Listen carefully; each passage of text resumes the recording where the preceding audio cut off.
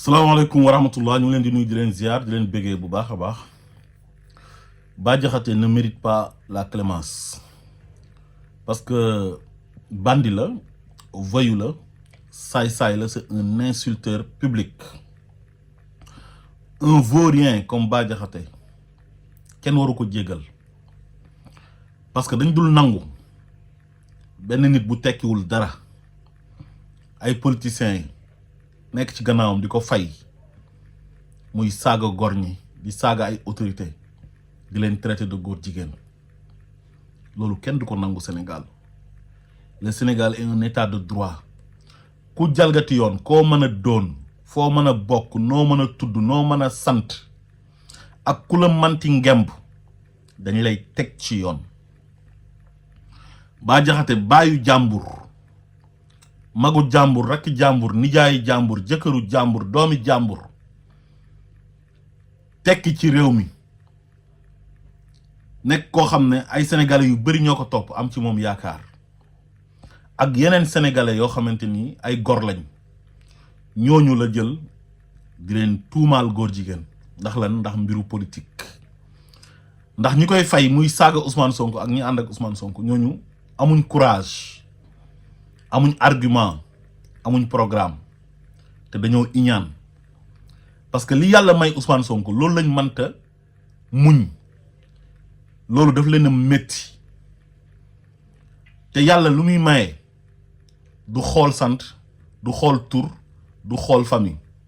day xool ki ko neex mu may ko li ko neex. kon képp koo xamante ni lu yàlla may Ousmane Sonko dañ cay soxor mooy sénégalais yi bëgg nañ ko mu joxe ndigal na falal leen ma ay maire ñu falal ko ay maire mu joxe ndigal na falal leen ma ay député ñu falal ko ay député mu joxe ndigal ne falal leen ma président de la république ñu falal ko président de la république. képp ku métti damal nga xaru ji nga dee te xam ne loolu la yàlla dogal. innal fadla bi yadillah yuti man yasha wallahu zul fadlul azim. su fekkee da ngeen a jàpp nag ne ay harcèlement psychologique harcèlement moral mooy tax Ousmane Sonko cédé vous vous trompez lourdement. yéen yeewu leen sax parce que su ngeen yeewu woon kii bu mu nekkee ci opposition bi ngeen koy jiiñ violeur ut seen arme sexuelle Adji Sarr contre Ousmane Sonko pour mu daaneel ko kooku mënu ko daaneel. ngeen di yàq deram di yónni nit ñi ci télé yi ñu ngi saaga di xaste di wax ay wax yu ñaaw te loolu masu ko yëngal ngeen jiñ ko fi rebelle jiñ ko fi terroriste dem ci këru diine yi jaxase ka ak sëriñ si est-ce que tere na ko àgg fa mu jëm. bi mu bëggee nekk président ngeen dem ut seen ay magistrat corrompu pour mu recalé ko ngemb Mame Mbaye Niang ci dossier bu ñàkk fayda boobu dossier diffamation boo xam ne après li Ousmane Sonko doon wax Cour des comptes dëggal na ko ne Mame Mbaye Niang dafa sàcc suñu xaalis te dina ko leeral devant la barre. ñu ne foofu la ñuy jaar pour éliminer Ousmane Sonko. est-ce que éliminer ngeen ko koo xam ne bu demoon élection mooy nekk président ngeen da ngeen koy xeex mu def ay stratégie nax leen def ay tactique ba dugal koo xam ne mooy numéro 2 numéro 2 boobu maire Ndiaga Ñaaw la demoon pour nekk fa maire ñu gañe ko kooku la joxoñ ne fal leen ko président ñu fal ko président te mënu leen ci dara. président Bassirou Diomaye Faye mooy président de la République du Sénégal 5 ans la fiy def Ousmane Sonko mooy premier ministre am te mënu leen ci dara tous mënu leen ko ci. il faut que la justice soit faite. fii ku fi nekk di saaga nit ñi di agresser nit ñi verbalement di violenter nit ñi verbalement dañ lay teg ci yoon. maa ngi lancer appel képp koo xam ne victime Bah Diakhaté nga. Bah Diakhaté toogoon di la saaga ndey di la jiiñ góor jigéen di saaga sa baay ak sa famille na nga dem nga rédiger sa plainte nga dem porter ko plainte parce que réew mi réewu yoon la. dégg naa ne famille Fulbert Sambou ak Didier Badji porté nañ plainte c'est une très bonne chose parce que moom Bah Diakhaté boobu moo fi toogoon di remercier général Moussa Fall ci dee bi nga xam ne Fulbert Sambou dee na ko parce que kooru Fulbert Sambou lañ gis ñu ne Didier Badji dafa disparaître que man dama gëm na dañ ko rey mu félicité général Moussa Fall ne dañoo éliminer Didier Badji ak Fulbert Sambou parce que ay traître lañ ba pare menacer yeneen gendarme ak yeneen policier ne képp ku fi daf yëfu traître dañ lay def comme ni ñu def Didier Badji ak Fulbert Sambou moom moo ko wax mu leer nañ te vidéo yaa ngi fi moo tax maître Khoureychi Ba ànd na ak famille bi dem porter plainte mu dem devant la barre leeralal nit ñi lan moo tax mu ne dañoo éliminer Fulbert Sambou ak Didier Badji ak général Moussa Fall mu doon félicité lu tax mu koy félicité ndax moo leen rey wala déet il faut que mu leer parce que waa APR yi ñoom ñoo ko ngemboon ay autorité mu neex Macky Sall ñu ne ko toggal ñu financé la ngay saaga Ousmane Sonko képp ku ànd ak moom nga saaga ko képp ku génn wax lu arrangé wul Macky Sall nga saaga ko saaga na fi sëñ Moustapha Sy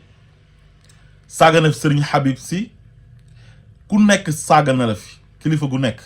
te ñoom dañ doon jiiñ waa Pastef ne waa Pastef ñooy saaga sëriñ si ñooy saaga sénégalais yi te ñoom ñooy saagakat yi parce que ñoom ñoo dem recruter ay saagakat di leen saagaloo ne leen procureur du leen masa oo parce que procureur bi suñu procureur la te ci jamono jooju képp ku bokk Pastef boo génnee wax sa xalaat ci réew mi ni muy doxee ñu jàpp la tëj la ci kaso bi jalgati yoon ubbil les instructions parce que am nañ seen doyen des juges am seen juge d'instruction deuxième cabinet di Mamadou Seck mu jàpp waa Pastef yi di leen tëj des milliers de personnes ci ay fen ay tappale ay caaxaan ci moment boobu Macky Sall di protéger ay délinquants ay voyous ay saay-saay yu mel ni Bah Diakhaté pour ñuy saaga nit ñi ndey di leen traité de góor jigéen ne leen du mujj fenn ba pare teg ci di ko fay xaalis buñ demee ba benn réew boo xam ne dañuy jël nit di ko saagaloo nit ñi ba pare di ko récompenser nga xam ne réew moomu c'est foutu ñooñu yàqoon nañu réew mi waaye comme yàlla teg na réew mi ci loxo président Bassirou Diomaye Faye mu ànd ak son premier ministre Ousmane Sonko lépp dafay tegu ci yoon incha allah kon ñoom ñi doon jiiñ waa Pastef na ay saagakat lañ yàlla weer na leen tey ne ñoom ñoo recruter ay saagakat ñoo doon financer ay xale jëndal leen ay ordinateur portable jëndal leen ay portable yu sophistiqué ubbiloo leen ay faux compte ñu def ci photo profil Ousmane Sonko ñuy saaga sëriñ si di saaga nit ñi bu ko defee ñu ne waa Pastef ñooy saaga nit ñi te amul benn membre Pastef bu mas a toog di saaga amul ñi doon saaga Macky Sall te nekk bitim réew ñu ci bëri yoruñ carte Pastef duñu ay membre Pastef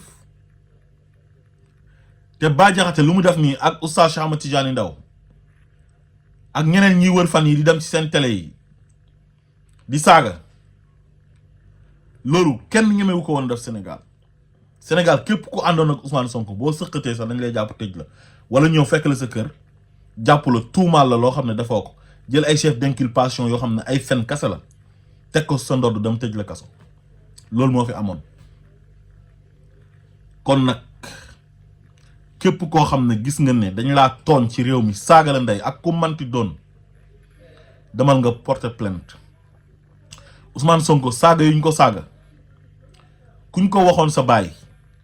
wala ñu wax ko sa mag wala ñu wax ko sa rakk wala ñu wax ko sa doom du la neex parce que saaga yi ñaaw na te loolu ku ñuy tuddee Bah Diakhaté moo ko def waa APR yi ngemb ko ku ñuy tuddee imam Cheikh Ahmed Tidiane Ndao waroon joxe le bon exemple moo ko def kon ñooñu man dama jàpp ne mérité wuñ clémence dañ leen a war a teg ci yoon parce que réew mi réewu yoon la ku fi jàdd yoon dañ la war a teg ci yoon lan mooy ndayu nga toog di saaga nit ñi ndey di leen jiiñ góor jigéen te nga am droit opposé wu su Ousmane Sonko tegee benn programme nga ne programme bi ànduma ci baaxul réalisation bu mu mënti def am nga droit ne neexu la su waxee sax bu la neexee nga ne waxul dëgg lépp lu mu mën a def neel baaxul